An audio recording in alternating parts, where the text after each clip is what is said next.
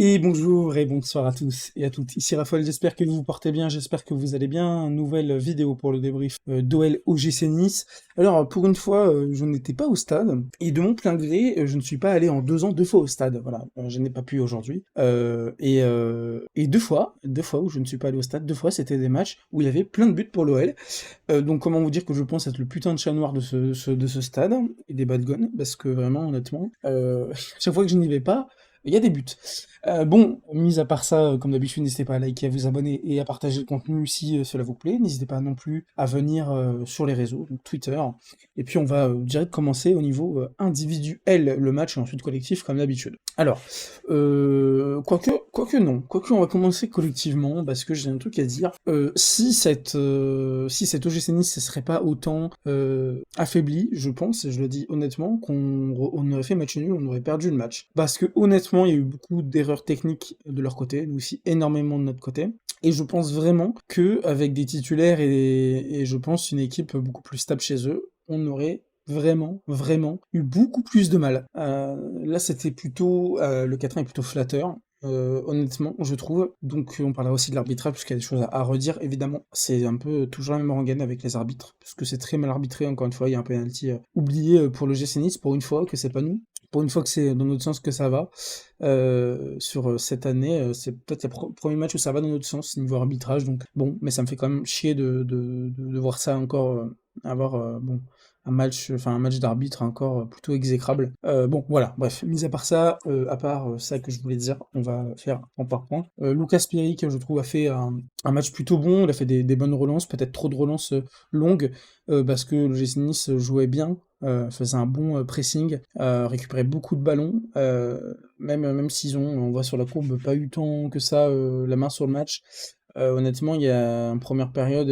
Alors moi, la première période, faut savoir, j'ai pas vu le but. Je sais même pas comment est fait le premier but. Je sais que c'est Mata pour la casette, mais je n'avais même pas accès à Dazn. Vu qu'il diffusait pas le match, ensuite j'ai trouvé la diffusion. J'ai pu regarder la diffusion, puis c'était plutôt haché puisque la première mi-temps, j'ai pas pu vraiment la regarder correctement de mon côté. Donc, ce sera un peu haché pour la première. Pour la seconde, j'ai plus de choses à dire, mais en tout cas pour la première, on voit quand même au-delà de Lucas Perry que la défense, on va en parler maintenant, elle est quand même extrêmement mauvaise sur ce match, parce que s'il n'y a pas faute sur Tagliafico, il y a faute, il n'y a rien à dire. Le but, il est pour le GC Nice, et le match, il est vraiment différent. On va parler directement de allez, Dougie Kaletacha, que je trouve pas bon du tout aujourd'hui. À l'image de Nekate, que j'ai trouvé pas bon. Nekate Kaletacha, ça marche pas, c'est pas la première fois qu'on voit que le duo ne marche pas. Mata, vraiment, quand il va venir dans cette qu'il soit, de toute façon, que Mata soit à droite ou en défense centrale, il est très bon. Mais voilà, il est beaucoup plus, c'est beaucoup mieux avec Moussa Nekate, Tom Mata, même si Nekate a pas fait un bon match, je trouve, dans l'ensemble.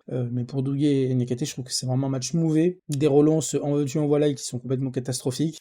Des retards, Nekate sur le but qu'on prend de l'OGC Nice, honnêtement, c'est vraiment très mal joué, c'est-à-dire qu'il va avancer, il s'arrête et il ne recule pas, c'est-à-dire que vraiment il fait ce point d'appui, il s'arrête, et puis il ne recule pas, donc en fait il se fait complètement transpercer. Je crois que c'est Yakate, peut-être que c'est Kaitachar et que je dis une bêtise, mais dans mes souvenirs c'est Yakate. Bon, bref, dans tous les cas, c'est vraiment une défense à revoir. Nicolas Tagliafico et Mata ont été très bons.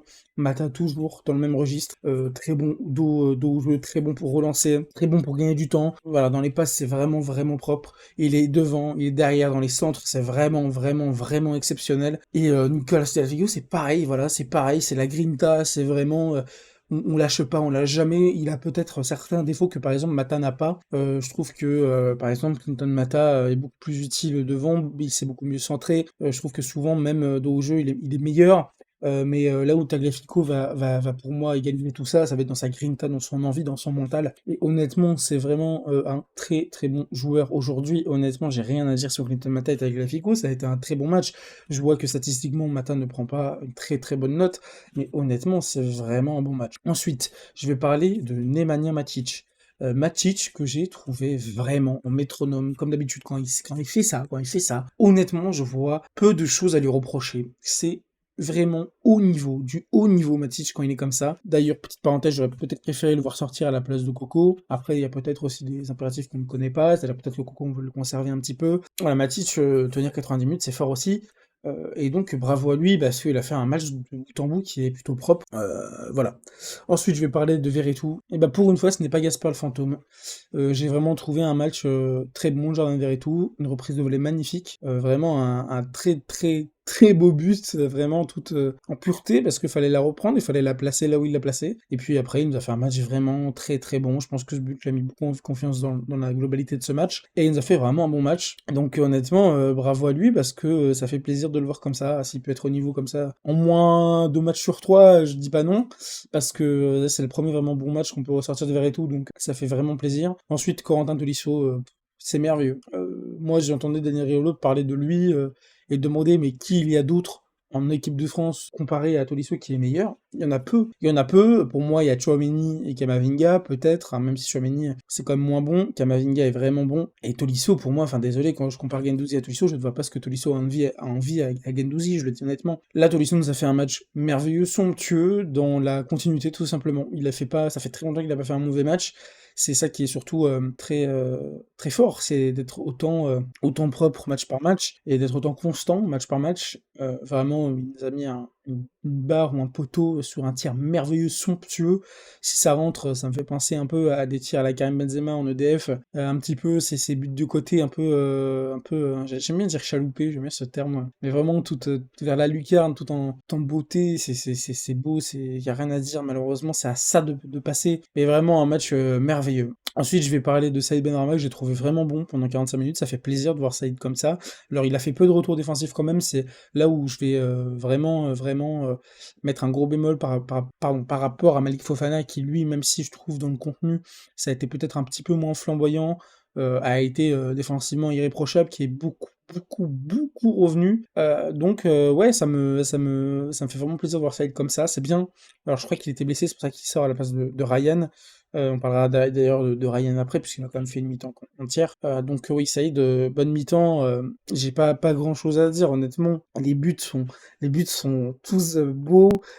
C'est vraiment Saïd nous fait bah voilà une passe D à la 41e et cette passe D c'est une offrande pour la Lacazette. D'ailleurs la Lacazette qui a le bon réflexe de faire ce pas d'arrière et de mettre ce but, ça c'est la case que je connais, on va en parler d'ailleurs après parce que j'ai dit il y a des choses sur les matchs précédents et je vais peut-être y revenir dessus. Après voilà, faudra voir match par match, mais là Saïd nous a fait un gros match et Alex, que dire, un triplé, même si on parlera après du penalty qui pour moi est existant. C'est un penalty validé, mais tout comme le penalty pour le Gessini, ça aurait dû être validé. Pour moi, Matic, il y a aussi peut-être faute, même si c'est léger. Matic, il joue bien le coup, mais en tout cas, il y a une vraie main, hein, il y a une main, il ne lâche pas de la tête, il va la jouer là, alors, vous voyez pas parce que je suis bien en noir, mais vraiment du bras, de l'avant-bras.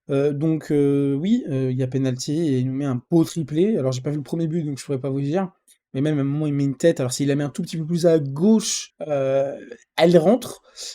Et honnêtement, très bel arrêt aussi de Boulka en face, parce que la case a failli nous mettre un quadruplé aujourd'hui, donc c'est énorme ce qu'il nous fait, donc bravo à lui. Ensuite, Malik, que j'ai trouvé peut-être un peu moins bon aujourd'hui, on va dire dans l'impact qu'il a pu ramener, voilà, c'est pas grave, parce que je pense quand même il pallie beaucoup de choses, il a pallié beaucoup en défense, il a vraiment pas lâché les ballons, il a joué tout ce qu'il pouvait jouer, donc moi, un joueur qui donne tout comme ça, je serais jamais très très méchant. Vraiment, c'est peut-être pas un match référence pour lui, mais c'est un match où il est bon, où quand même il va faire tous les efforts, et donc quand même ça fait vraiment plaisir. Donc voilà, je trouve que Fofana, même si ça n'a pas été extrêmement bon techniquement, dans le reste, vraiment c'est un exemple à suivre parce qu'il est jeune et pourtant il se la donne un max. Ensuite, on va parler de Ryan Cherki qui est rentré, qui pour moi a fait une bonne mi-temps honnêtement. Au début, quand j'ai vu, je sais plus, je crois qu'il a tenté un arc-en-ciel, je crois. Je me suis dit, putain, ah non, stop les Ryan, recommence pas. C'est cool, parce que, vas-y, il faut tenter, il est en confiance, mais vas-y. Et en fait, non, pas du tout. Il a très bien joué la mi-temps. Il aurait pu même marquer si Noama ne serait pas essayé de marquer à tout prix. Donc oui, je pense que c'est vraiment une belle mi-temps de Ryan. Il revient bon, il revient fort. Et voilà, je pense que c'était peut-être une mi-temps oubliée du côté de l'Azerbaïdjan. Donc voilà, je pense que là, il a montré, il est revenu correctement avec les bonnes envies, avec même des retours défensifs. Voilà, c'est bien. C'est, je pense, vraiment un bon signe pour lui, un bon signal. J'ai parlé vite fait de l'entrée de Nouama Kakré, qui les deux étaient pas bons. J'ai au moins le mérite de dire que Nouama essaye, que je pense, lui, je vais lui laisser encore des cartouches. Là où Cacré, ça a quand même été une rentrée horrible, où il prend des ballons parfois qu'il ne doit pas prendre, qui perd des ballons, premier ballon qu'il donne est perdu au milieu de terrain. Bref, Cacré, vivement qu'il parte cet hiver, je le dis honnêtement, vivement qu'il aille voir ailleurs, je pense qu'il a plus la tête à Lyon. Je pense que c'est pas un mauvais joueur, intrinsèquement, il fait des bonnes choses, mais je pense juste qu'il a plus la tête ici, donc voilà, plus vite il partira, plus vite on en sera content, je pense, en tout cas pour ma part, voilà, je parle pour moi, hein, peut-être pas pour vous, mais pour moi, j'en serais franchement très satisfait. Donc oui, collectivement, que dire? Un peu une mi-temps sur deux, un peu comme d'habitude, même si je trouve qu'en deuxième mi-temps, on a plutôt joué 20 minutes, 25 minutes, et très friable défensivement. Mais en fait, j'ai un peu l'impression que plus les matchs avancent, plus c'est l'ADN de cette équipe, en fait, d'être friable défensivement et de pouvoir à tout moment marquer et à tout moment pouvoir faire des grandes folies offensivement, parce qu'on a une armada offensive qui est exceptionnelle. Je vois très peu d'équipes en Ligue 1 faire mieux que nous offensivement, honnêtement, vu les joueurs qu'on a. Donc oui, c'est juste que je pense que c'est un peu l'ADN de cette équipe d'être très friable, et par contre de pouvoir marquer beaucoup de buts, de pouvoir aussi encaisser beaucoup. Donc voilà, que dire, c'est compliqué, ça va être, je pense, une saison frustrante, parce que je pense qu'on va se prendre beaucoup de buts. Maintenant, si ça fait partie de l'ADN, ben, si on marque beaucoup, si on marque plus que l'adversaire, on gagne. C'est un adage un petit peu bête, mais vrai. Donc voilà, si c'est l'ADN, et même si je pense que Pierre travaille beaucoup sur cette défense, bon, bah voilà, force est de façon de constater que je pense que Nekate et Kaletacha ne seront pas reconduits à deux. Mais, euh, mais voilà, c'est l'ADN de cette équipe, tout simplement. Et il va falloir l'accepter, parce que plus les matchs avancent, plus on a l'impression que c'est ça, plus on dégage des très bonnes choses offensivement, et même au milieu de terrain des bonnes choses. Mais plus on avance et plus on voit que défensivement, en tout cas pour la charnière centrale, non pas pour les côtés, mais pour la charnière pure centre, les DC, les deux, ça c'est pas top. Donc voilà. Ensuite, hein, on va parler un petit peu peut-être de Pierre Sage, que je trouve a fait un bon match, un très bon coaching de A à Z. Bah, voilà, il a gagné 4-1, donc pour moi, de A à Z, faire jouer Alex, je voyais beaucoup de gens parler sur les réseaux, moi j'étais pas sceptique, parce que je me suis dit, bah peut-être pas faire jouer Miku, on va peut-être tenter là avec Alex, peut-être que mentalement ça va lui mettre un petit coup de feu de voir que Georges arrive aussi derrière à grandes enjambées. Effectivement, il nous a mis un beau triplé, donc la concurrence est encore plus dure. Voilà, d'ailleurs, je vais pas parler de l'entrée de Nikotadze que j'ai trouvé bonne, hein, vraiment, voilà, il a fait une bonne entrée. Maintenant, c'était dur pour lui devant, puisqu'il n'y a peu eu de choses, mais une bonne entrée de Georges, voilà, parenthèse fermée. Voilà, vraiment, Pierre qui fait un bon match. Pour moi, le coaching, le seul petit bémol, c'est peut-être Matic. J'aurais peut-être plutôt vu Tessman pour Matic, voilà, parce que Cacré, pour moi, je mérite pas forcément beaucoup de temps de jeu, et en plus, peut-être que Matic, peut-être un peu plus le faire reposer, c'est le seul petit truc, mais bon, il a gagné, donc c'est dur de lui reprocher beaucoup de choses. Et puis, voilà, aussi, je peux parler de Maitland Niles, qui a fait aussi une très bonne mi-temps, entre guillemets, même si c'était pas une mi-temps complète. Pareil, voilà, rien à dire, très bonne entrée, Maitland Niles dans sa continuité. Et après, on va parler un peu de l'arbitrage que j'ai trouvé catastrophique, pas au global, mais surtout sur ce jugement. Pour moi, voilà, Thatcher est complètement en retard, il fait une faute, en plus, au niveau du pied, il lui écrase le pied, je comprends pas dans quel monde il n'y a pas penalty, si ce n'est que de l'ego de l'arbitre, je ne vois pas. Parce que il y a penalty, je suis lyonnais, mais je sais être honnête, et je sais dire les choses quand elles sont pour nous, contre nous. Là, ça a été pour nous, mais contre l'OGC Nice, et c'est pas la première fois. L'année dernière aussi, il y a eu des choses très bizarres. Bon, maintenant, quand je vois les gens sur Twitter parler de l'OL et de l'arbitrage pour l'OL, ils ont pas regardé un match depuis au moins 2 ans de l'OL, ou si ce n'est depuis 10 ans, et bon, c'est Twitter, donc on connaît. Mais voilà, après, on s'est aussi pris beaucoup de douilles, donc on va dire que ça égalise un petit peu les douilles qu'on s'est pris, même contre Karabag ou contre Reims. Donc bon, mais bon, c'est un peu chiant pour le GC Nice, qui méritait peut-être pas non plus de prendre autant cher, même si j'ai trouvé dans l'ensemble un GC Nice très faible. Moi, j'ai vu des gens, parce qu'à la mi-temps, j'ai regardé le live de Julien Legoun, parce que voilà, je regarde un peu tout le monde, hein, j'essaye de regarder un peu tout le monde. Et en mi-temps, je voyais quelqu'un dire que Tanguy Ndombele avait fait une bonne mi-temps, mais pour moi, Tanguy Ndombele en face, ça a été catastrophique. J'ai l'impression de voir un Cherki quand il était pas bon, c'est-à-dire qu'il fait des dribbles et il ralentit le jeu. Ouais, Tanguy Ndombele n'a pas du tout été bon, et il était comme ça à l'OL. Et en tout cas, aujourd'hui, il a voulu trop prouver aujourd'hui, parce qu'il était au Groupama Stadium. Maintenant, voilà, là, franchement, il a fait un match exécrable, il a la pire note de son équipe, et ça m'étonne pas, il a vraiment pas fait un bon match. Donc voilà, dans l'ensemble, ils ont pas fait un bon match de toute manière, à part voilà, Sofiane Job qui vraiment a été bon, et Alichou aussi. À part ça, il y a vraiment pas grand-chose à retirer de cette équipe, de toute façon, qui a été, très diminuée, donc Niçois, ne vous en voulez pas trop non plus. Bon, c'est un match un peu à mettre de côté pour vous, c'est un peu anecdotique, hein, de perdre ce match, honnêtement, quand tu joues avec autant de blessés, on a connu ça nous aussi, ça ira mieux après, mais voilà. Dernière parenthèse, je voulais parler un peu de Botafogo et dire bravo à Botafogo, on va pas faire comme les aigris de Twitter, à chaque fois crier que «Ah, on s'en fout de Botafogo et de Textor, ramène l'argent». Bon déjà, Textor, pour s'être qualifié en Coupe du Monde des clubs, je crois que c'est 50 millions plus 23 millions, donc ça fait 73 millions de dollars, donc on convertit ça en euros, mais vous avez compris. Donc déjà, plus 40 millions qui sont déjà dans la pré-bourse.